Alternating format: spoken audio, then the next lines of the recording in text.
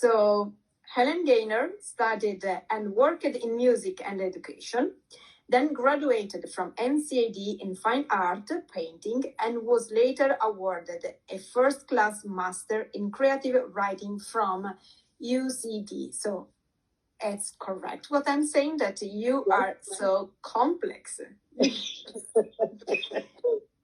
So her art practice has included collaborative improvisation, work with musicians to create sound pieces, and frequently her painted pieces link with her poetry.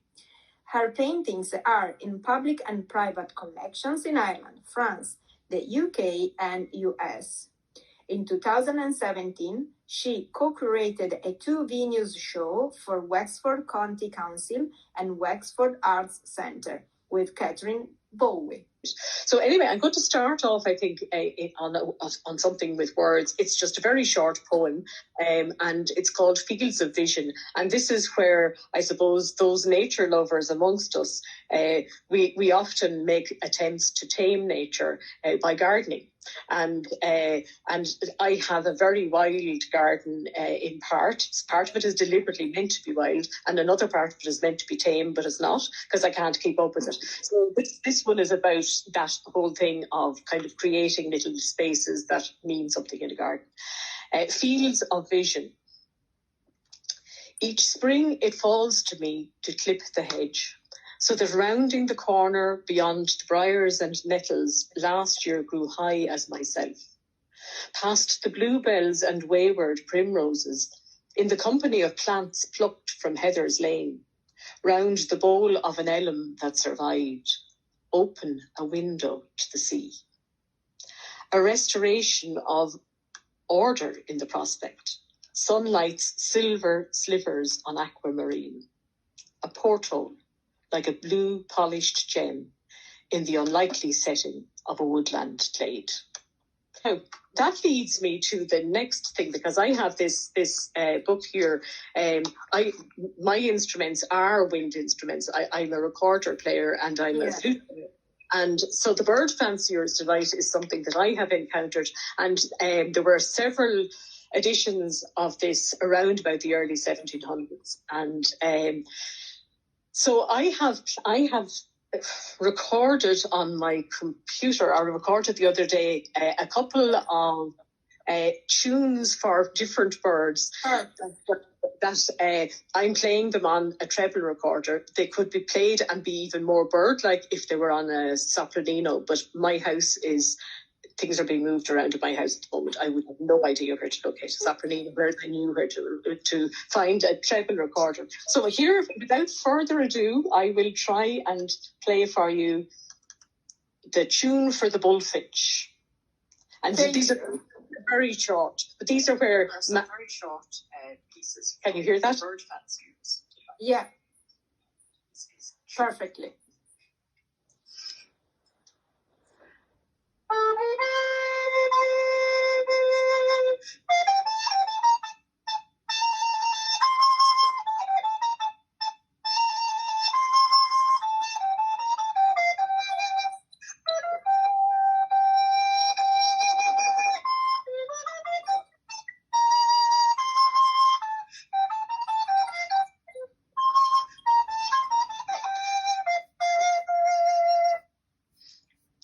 Okay, and we'll go on to tune for the linnet. Okay. Linnet.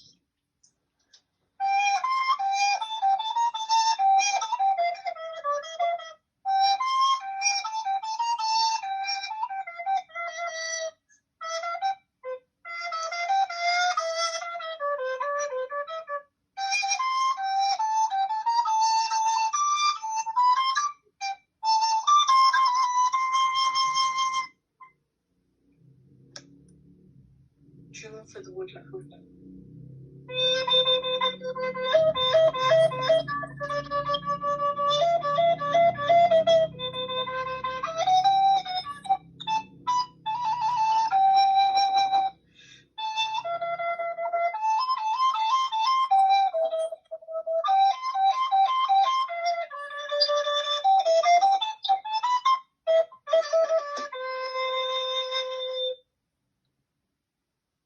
I might as well just another the same bird.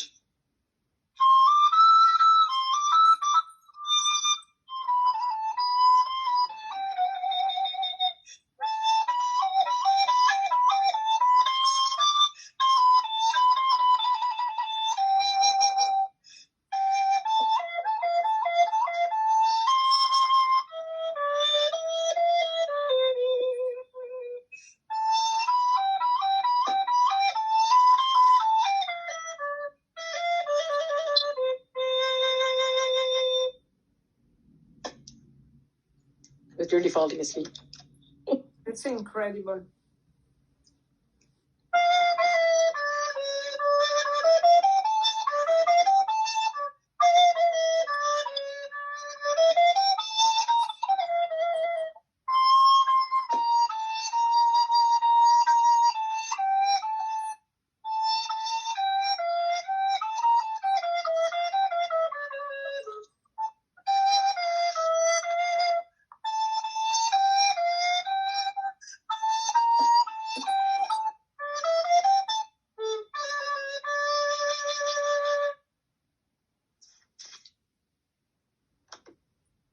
This is the last one. The East India Nightingale.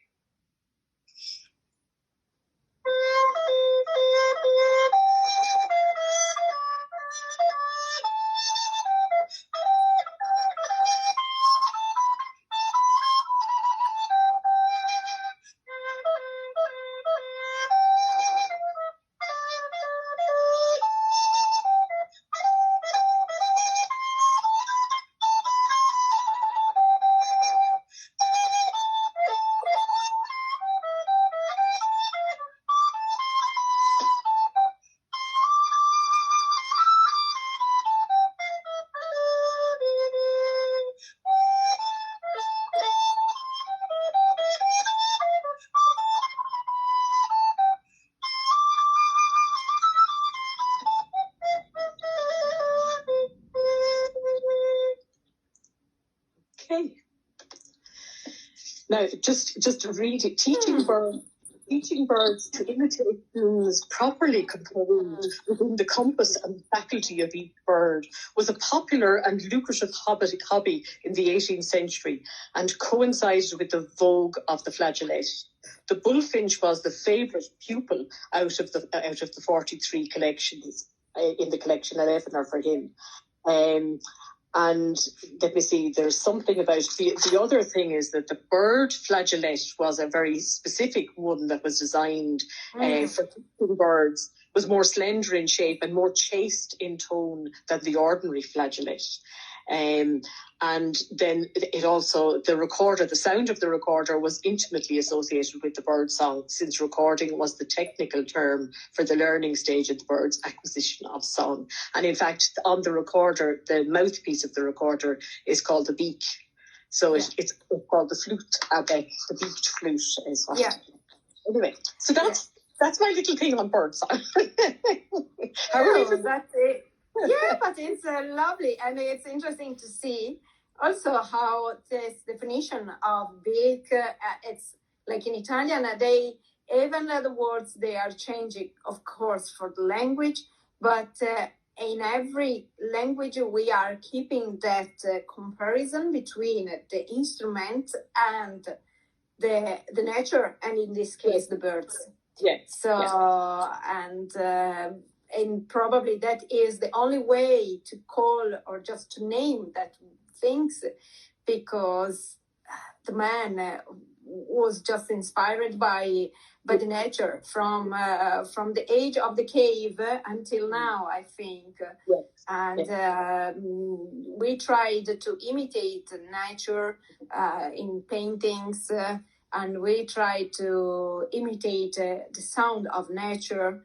So I think this is beautiful. So, and I'm happy that you accepted. Look at me. Accepted my invitation to take part in this event, because this program is fitting very well with my idea and your research and practice in this topic. So thank you. because I didn't know what I was going to do. It just, I just went with what I went with, and but it changed. It's an improvisation. It's part of your job.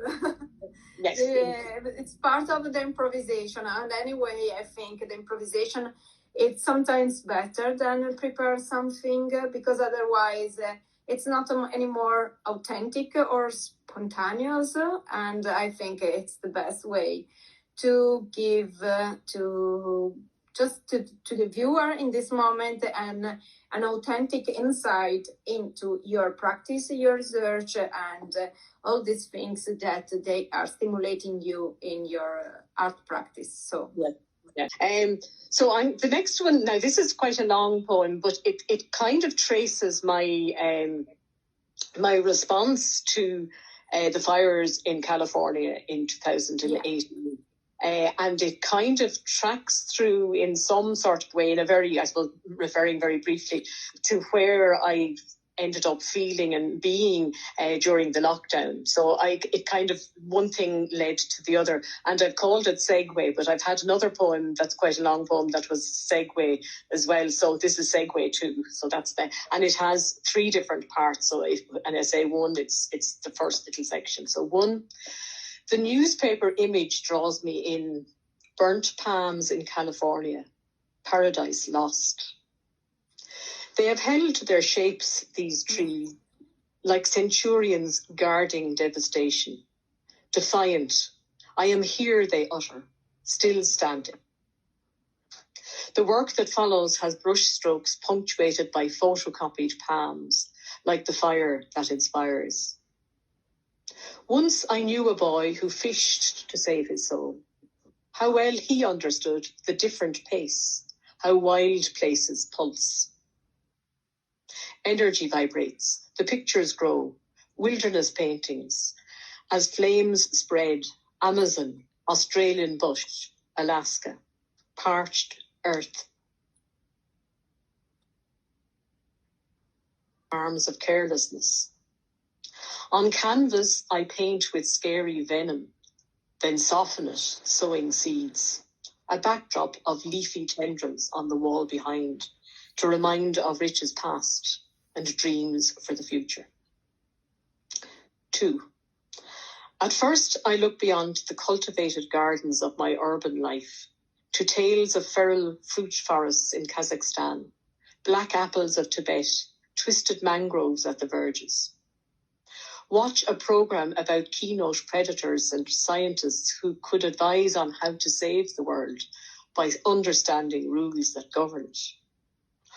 All the while, bemoan the foolishness of man whose idea of abundance is tied to greed and a feeling of entitlement that gives rise to the politics of grasp and grab. The wilderness slowly reduced to a waiting game. The virus spreads. Like flames, it rages across borders, race, cultures, threatening humankind. 3. In the continued confinement, the world closes. I paint what is around me, observe sweet nuances of nature, delicate and fragile, yet strong. Await the first uncurlings and upward stretches of green shoots from tiny seeds sown. The life force of growing things.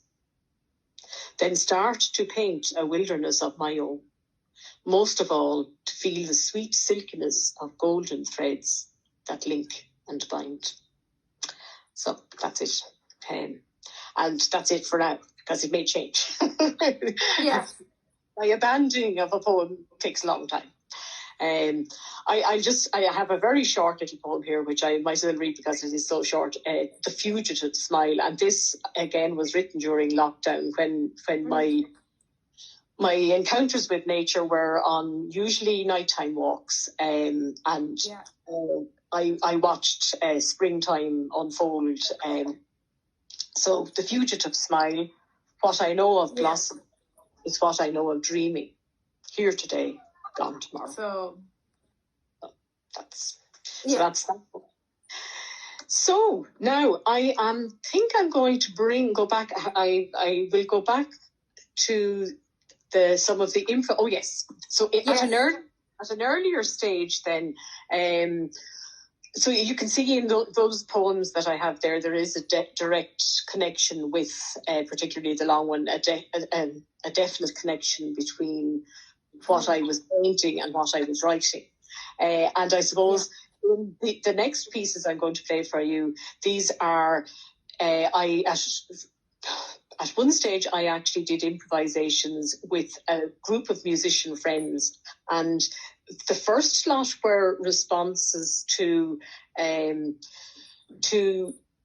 paintings of mine, in the sense of colours in paintings and what they were about. Now, the very first piece that I have that I'm going to play, it was called, on one CD, it was called Red on Green, and I remember it being a leafy nature, abstracted nature piece. And in the second CD, it was called Prelude. So I'm just going to play little bits of these, because these are not composed pieces. These are literally improvised pieces with a group of people who had no idea what the other people were going to do, other than I directed to a certain extent, because we used a sort of a table of colours and sounds that Scriabin had devised, and we just used that as a starting point. So if the colour was largely the green area, we used the pitch notes that respond to that, and then there was a sign at some point where we shifted slightly. But this was all in a very organic. So not everything works, but some of the things work very well. And I will just fade off because they are long. You wouldn't want to hear all of them. You'd have no listeners left if you had to listen to it all. So the first one here is Prelude, or Red on Green, and I think Okay, fine. Can you hear that? Yes.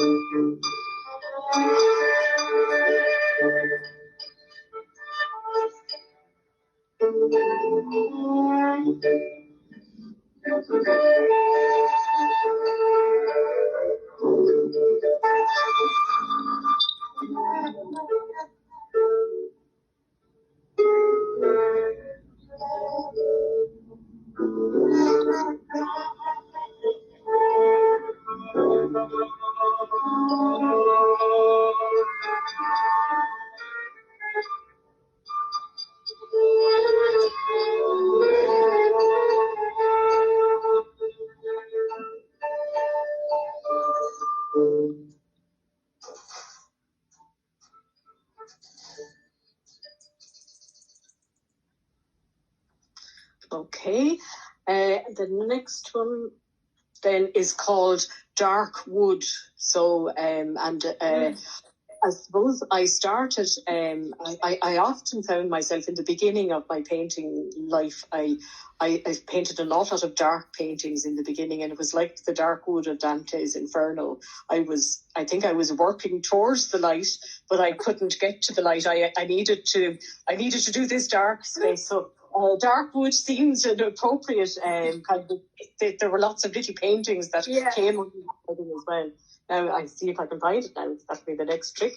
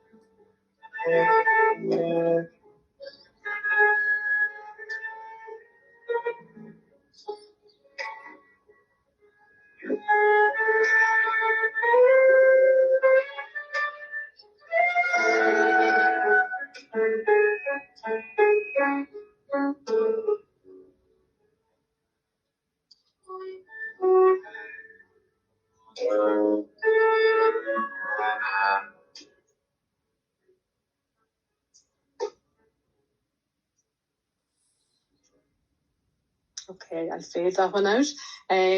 I'm going to give one a little bit of a very different piece, Hazy Lazy Day. So it's trying to get the atmosphere of heat and the sort of like on a warm afternoon, that kind of feeling. Yeah.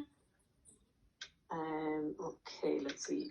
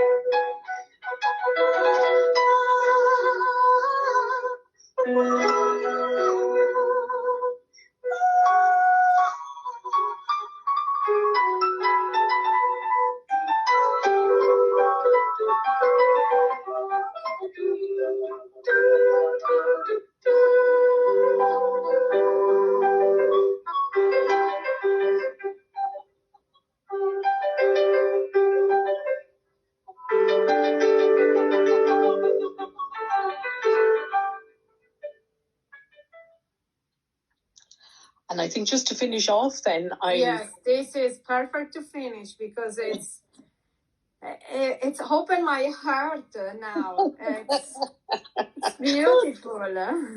Yeah, no, I mean, it's kind of that last piece there was just four of us singing and one piano player. And again, it was improvisation. But there are quite a lot of different pieces done with different kind of I suppose combinations of people, and it's just when you're involved in doing it, when you start doing it, like the first day, most of these people are people who read from black dots on a page, and they're not used to sort of kind of the openness of kind of having to come up with something. But actually, after a while, it's something that's quite addictive. You do get really to enjoy it. And I think the main thing was to always have a stimulus of some sort, and that usually was a visual stimulus in this case. Yeah.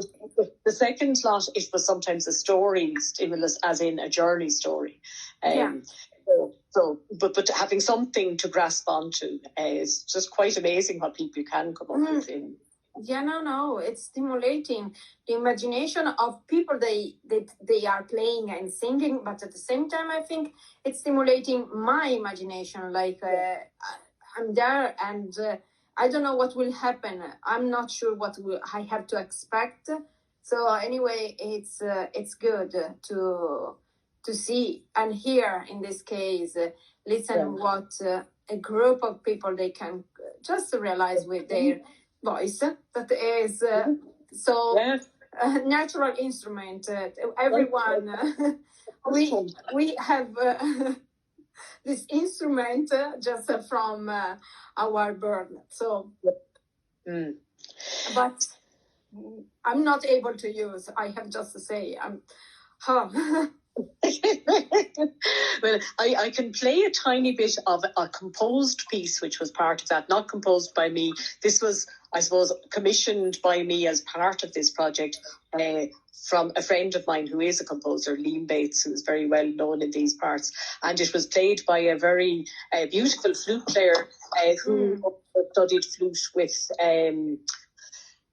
the same teachers I studied, Elizabeth Petku, and I'll maybe just play a tiny bit at the start of that. And this one is, so the name of this one is Moth Maneuvers. So, and again, it's that thing of moths being attracted to light. So that's what it's based on. And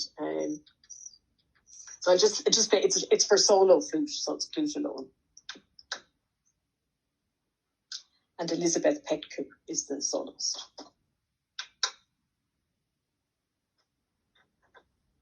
Oh, sorry, now I'm going to stop and start that again. Have the sound turned down.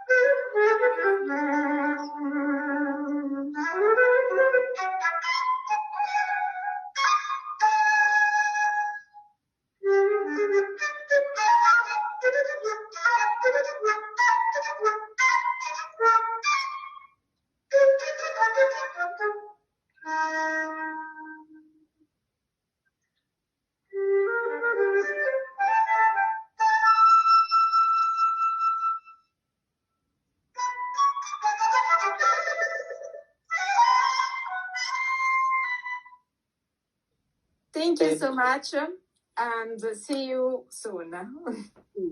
Yes, and I don't know how to get out of this first. Yeah. Oh, yes. Bye-bye.